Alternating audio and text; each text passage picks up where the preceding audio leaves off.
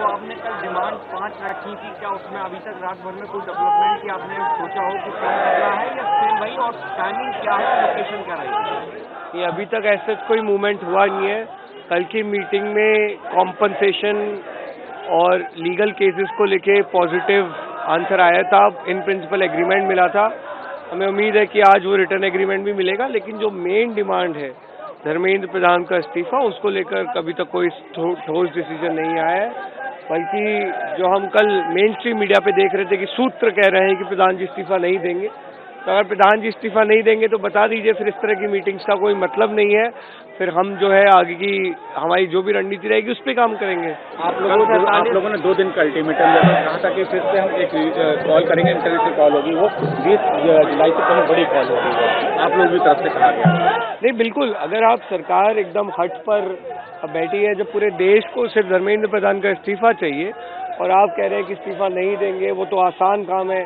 अरे भाई, आसान काम है तो आसान काम पहले करो, मुश्किल काम बाद में करना। लेकिन अगर सरकार इस तरह से अपना रवैया रखेगी तो फिर हमें भी टफ डिसीजन लेने पे मजबूर होना पड़ेगा। एनटीए ने 47 अधिकारियों को सैक किया है, आप लोग इससे खुश हैं?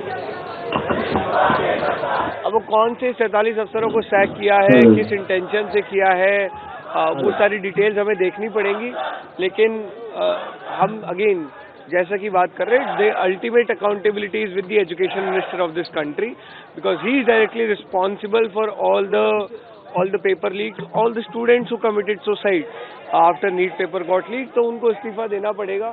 और बाकी ब्रॉडर रिफॉर्म्स को लेकर हम लगातार बात कर रहे हैं। कल भी हमारी डेलीगेशन ने डिमांड चार्टर सरकार को सबमिट किया है, उस पर आप बिल्कुल काम करिए, उस पर तो हम आपके साथ हैं। सोनम वांगचुक ने कल एक वीडियो डाला, एक पॉलिटिकल लीडर की ओर से स्टेटमेंट आया था कि अन्ना हजारे पार्ट 2 है, जिससे वो मुझे लगता है काफी अपसेट हुआ। और एक सोनम वांगचुक का वीडियो आया रात में, उन्होंने बताया कि मैंने कितने दिन फास्ट रखा, मेरे ऑर्गन किस तरीके से खराब है, उसके बावजूद आप इस तरह से। नहीं, देखिए, अगर आप सोनम वांगचुक जी की नीयत पे सवाल उठा रहे हैं तो उससे ज्यादा शर्मनाक कुछ नहीं हो सकता।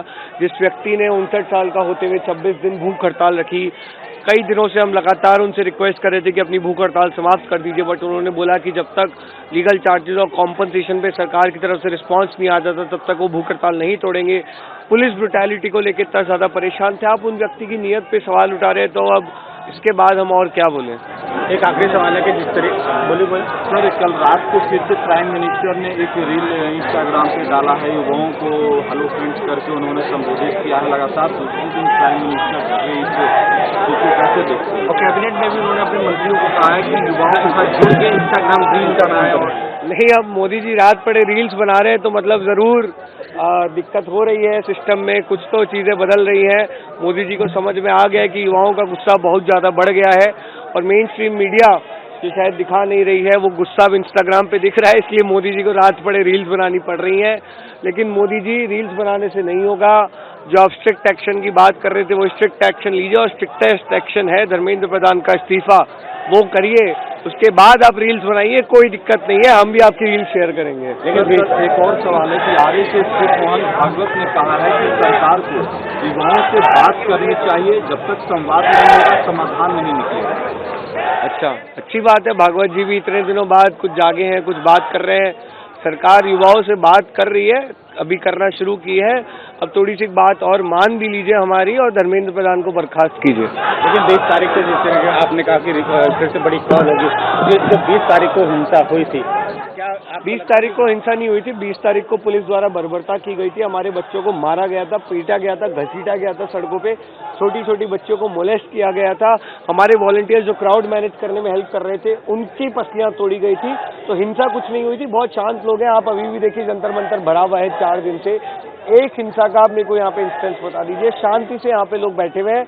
हाँ, अगला जो कॉल होगा उसमें दिल्ली पुलिस से हमें रिक्वेस्ट है कि please behave like professional police, गुंडों की तरह बिहेव मत कीजिएगा, और सब कुछ बहुत पीसफुल रहेगा। देखिए, मैं यही कहना चाहूँगा कि छोटी छोटी मछलियों को बाहर करने से कुछ नहीं होगा। धर्मेंद्र प्रधान का इस्तीफा लिया जाए, जिसे जिम्मेदारी और जवाबदेही तय हो, और एनटीए हो या और भी कोई भी बॉडी हो, उनमें स्वतः ही अपने आप ही एक डर बैठ जाएगा कि आप गलती करोगे तो आपका भी इस्तीफा हो सकता है। सीएम देर रात वीडियो डालता है इंस्टाग्राम पे और डियर स्टूडेंट करके संबोधित। पीएम को लगता है कि जैसे कॉकरोच पार्टी जब इंस्टा पे आई, सोशल मीडिया पे आई और देश का युवा जागा है, तो उनको लगता होगा कहीं ना कहीं कि हो सकता है कि सोशल मीडिया पर रील डालने से युवा उनकी बात को समझेगा, मानेगा, युवाओं तक उनका मैसेज पहुंचेगा।